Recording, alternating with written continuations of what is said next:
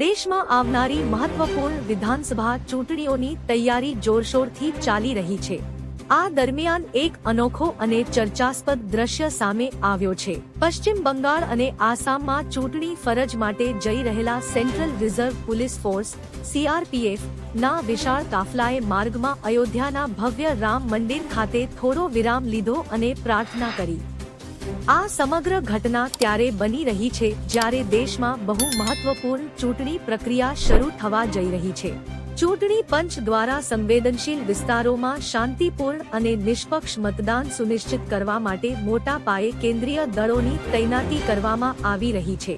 અંદાજે 2.5 લાખથી વધુ સુરક્ષા કર્મચારીઓને વિવિધ રાજ્યોમાં મોકલવામાં આવી રહ્યા છે, જેમાં CRPF મુખ્ય ભૂમિકા ભજવી રહી છે।